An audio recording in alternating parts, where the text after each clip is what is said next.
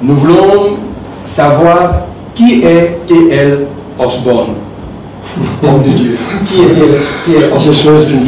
Je suis une personne. D'abord, avant de vous répondre, je dois demander la tolérance des grands publics pour mon accent et mon manque d'élocution. Mais je ferai de mon mieux pour vous répondre.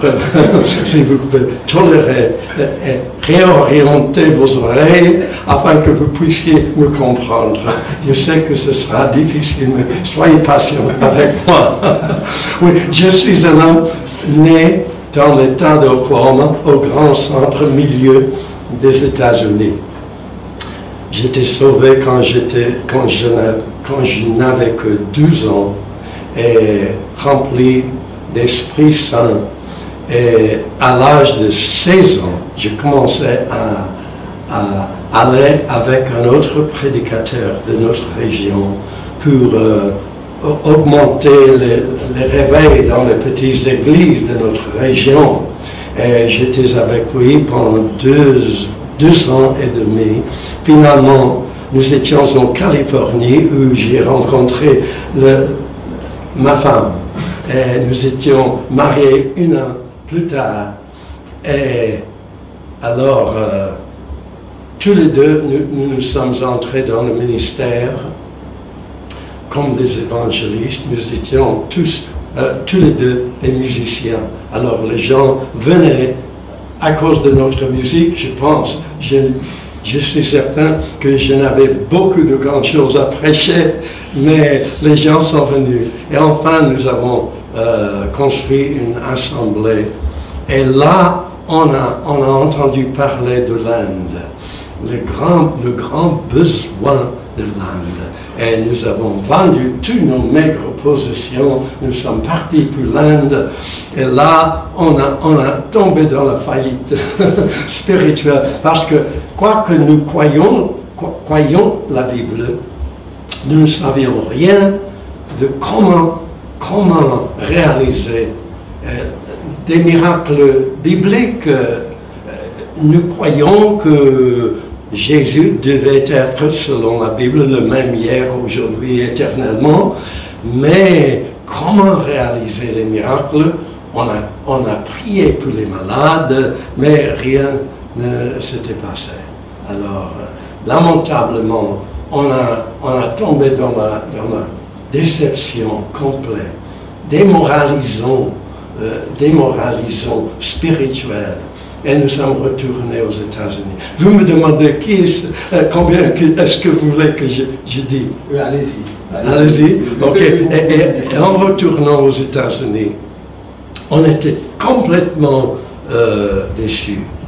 Et on a décidé, il faut commencer une recherche dans les Écritures pour découvrir ce que la Bible dit. Et le Seigneur, il arrange les choses toujours merveilleusement.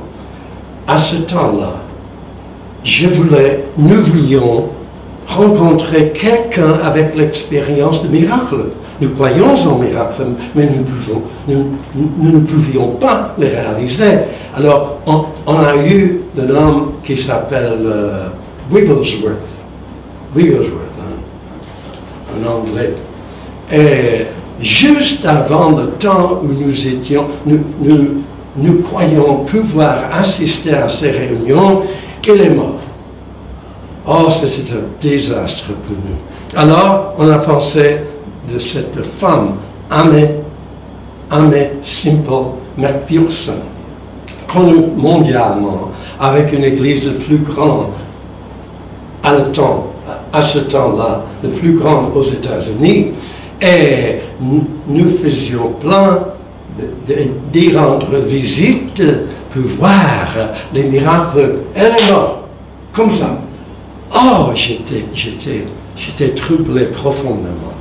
Alors, on a entendu des nouvelles que les assemblées de Dieu qui ont eu leur camp meeting chaque année, que cet événement va arriver. Et ils ont appelé un homme qui s'appelle Charles Price, connu pour miracle. Alors, on a repris l'espoir de voir le miracle, d'apprendre quelque chose, parce que nous voulions aider le monde à croire en Jésus-Christ. Ça, c'était notre but dans notre ministère. On a réalisé que l'échec en Inde. Alors, le frère Charles Price va être le conférencier de cette camp meeting. Une semaine avant cet événement, il est mort. Je me suis allé à l'église où j'ai tombé face contre terre toute la nuit en priant Dieu, qu'est-ce que je peux faire pour trouver quelqu'un qui peut m'inspirer, m'aider à comprendre les miracles. Et alors, il m'avait dit qu'il y aurait une femme qui s'appelle Hattie Hammond, pour la conférencière. Et elle est venue. Je ne savais rien d'elle, mais je croyais que ça c'est mieux que rien. Alors, nous y sommes allés. Elle était précieuse, elle était forte, elle était une femme de Dieu, comme n'importe quel homme. C'est pour cela que je crois dans l'autorité, le ministère des femmes dans l'Évangile. Quoique je suis certain que beaucoup de gens ne sont pas d'accord, ça va. Mais elle a prêché un sermon sur le sujet. Si vous jamais voyez Jésus, vous ne pouvez jamais être le même.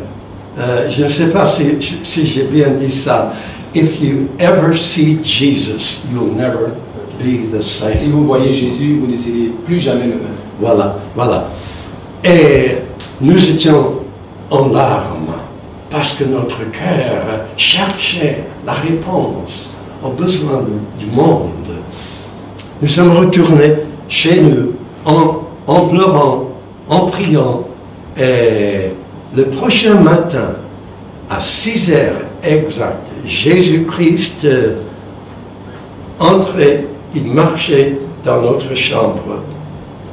Je l'avais vu comme je vois n'importe qui. On ne peut jamais décrire l'excellence de sa présence, la gloire de sa présence. C'est impossible de le décrire, spécialement avec ma français limitée. C'est impossible. Mais j'étais comme paralysé. Je ne pouvais bouger le petit doigt. Rien. Et de l'eau coulait de mes yeux, quoique je n'étais pas conscient de pleurer. Personne ne peut imaginer la présence, la puissance de Jésus-Christ. Alors, après un long temps, je me suis trouvé face contre terre. C'était à 6 heures. Et je restais là jusqu'à 2 heures, 14 heures l'après-midi.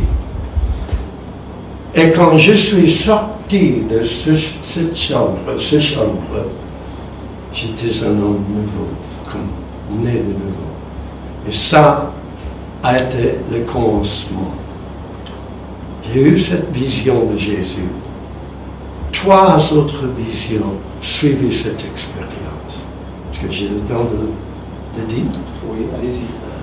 Oui. Le prochain. Après cette expérience, on m'a dit qu'un homme est venu dans notre ville avec le don de guérison.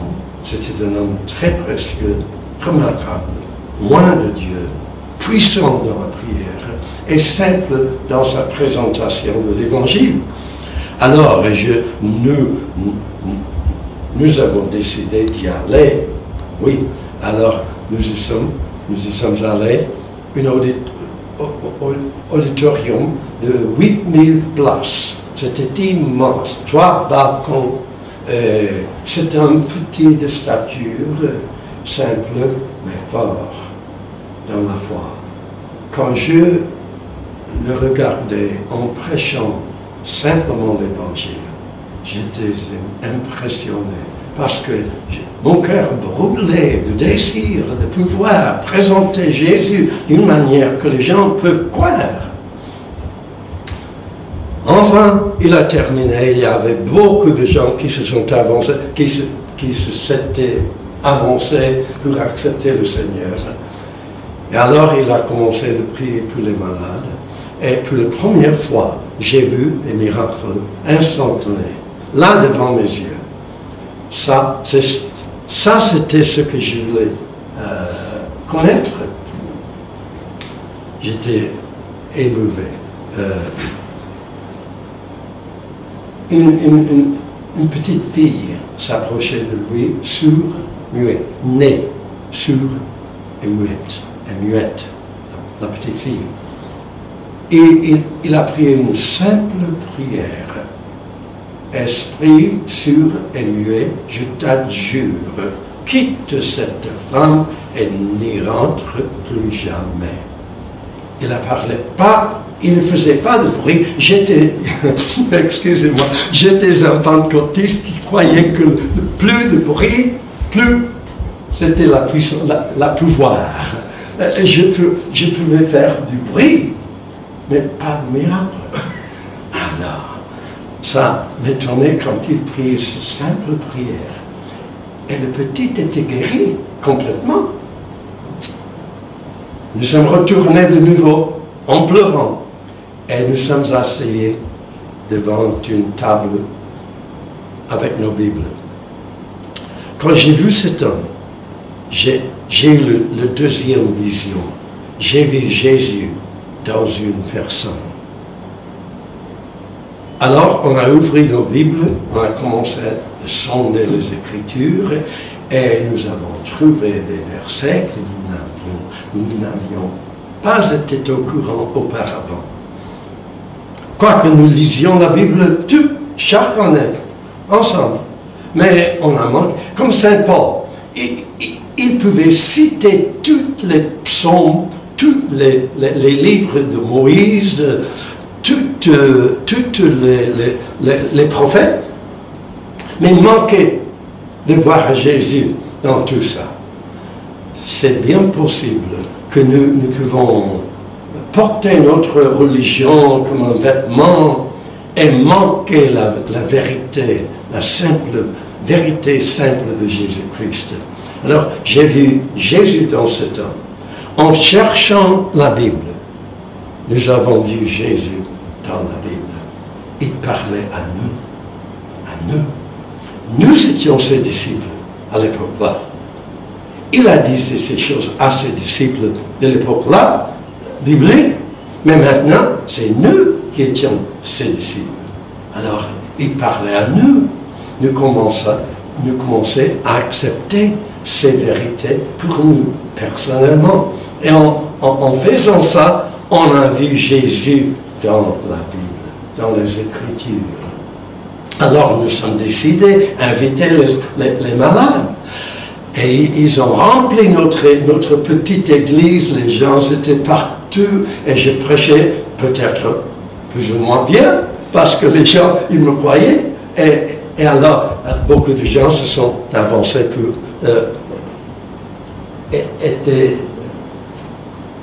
C'était avancé pour accepter Jésus. Et alors, j'ai commencé à prier pour les malades. Et il me semble que chaque personne que j'ai touchée était complètement guérie. Ça n'est pas ça. Ce n'est pas comme ça tout le temps. Non, du tout. Mais le Seigneur a eu compassion de moi. Oui. Et il y avait des grands miracles là. Et ça c'était la quatrième vision. Nous avons découvert Jésus en nous. Alors, d'abord, on a vu Jésus dans une vision. Deuxièmement, Jésus dans un homme. Troisièmement, Jésus dans la parole de Dieu. Et quatrièmement, Jésus en nous. Ça, c'est l'important. C'est cette vision, cette révélation, cette découverte qui nous a plongé, nous a catapulté dans un ministère international. Ça, c'est le télélargement. Excusez la longue discussion, la longue réponse. C'est extraordinaire d'écouter cet homme de Dieu qui, au travers de son ministère, a bouleversé le monde. Et à 77 ans, cet homme continue toujours de parcourir le monde, de parcourir les chemins, de voyager en répandant la bonne nouvelle du royaume. Et docteur, vous étiez récemment à Brazzaville et à Kinshasa. Est-ce que vous pouvez nous donner brièvement quelques témoignages de cette tournée d'évangélisation dans ces deux pays, pendant que nous savons que ces deux pays de cette partie de l'Afrique connaissent des moments difficiles en ce moment. Pouvez-vous nous donner quelques brefs témoignages, un bref témoignage de votre séjour à Brazzaville et à Kinshasa? Le Seigneur m'a mis à cœur, dès que je parle un peu le français, avant d'aller au ciel, que je devais participer avec les chrétiens et le peuple des pays francophones, au moins 10 pays, y compris Madagascar. Et alors, nous sommes allés à Kinshasa. Comme vous avez bien dit, ils ont souffert terriblement.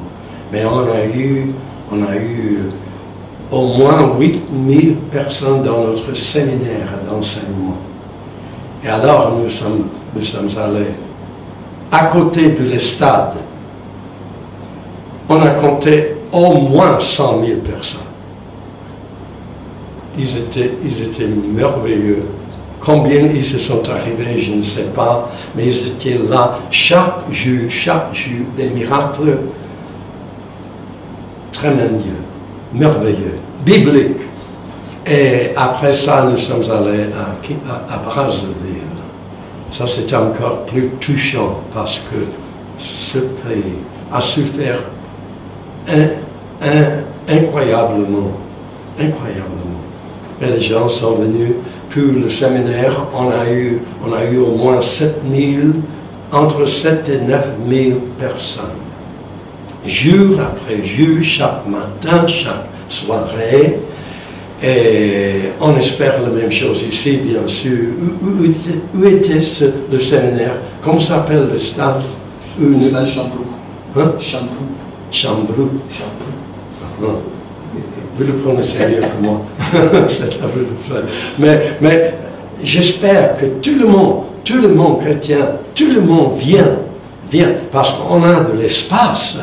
Et je suis certain que nous allons voir les mêmes choses ici. Mais à Brazzaville, la croisade, le gouvernement nous a permis de nous servir de grands boulevards devant le Parlement. Et c'était immense l'espace là. Ils ont coupé le trafic de circulation et on a compté au moins 90 000 ou 100 000 ou 110 000 personnes. Chaque réunion, c'était merveilleux. La première dame a assisté à 4 meetings, 4 réunions. Et j'ai eu le privilège d'avoir une rencontre avec le président Nguesso. Nguesso, on dit ça? Sassou Nguesso. Ah oui. Sassou Nguesso, oui. Il était très gentil. Il nous a accueillis presque comme en famille. Oui, et nous avons conversé longtemps et avec les premières dames. Et ils ont fait tellement de choses pour nous aider. En nous donnant la ville. C'était merveilleux. Oh, je suis touché. Et je suis convaincu que les choses que nous enseignent vont renaître dans les gens l'espoir pour un futur mieux. Je suis certain. Si les gens perdent de l'espoir, ils sont morts. Ils sont morts. Quoi que le cœur batte continue de voir. Ils sont morts. L'évangile est un évangile d'espoir. Oui, de foi et d'amour, mais aussi d'espoir. Nous pouvons, nous, les créations de Dieu, nous devons faire notre possible. Nous devons nous maintenir en rapport avec Dieu pour pouvoir bénir les peuples de notre pays. Et j'espère. Et c'est pour cela que je suis venu ici.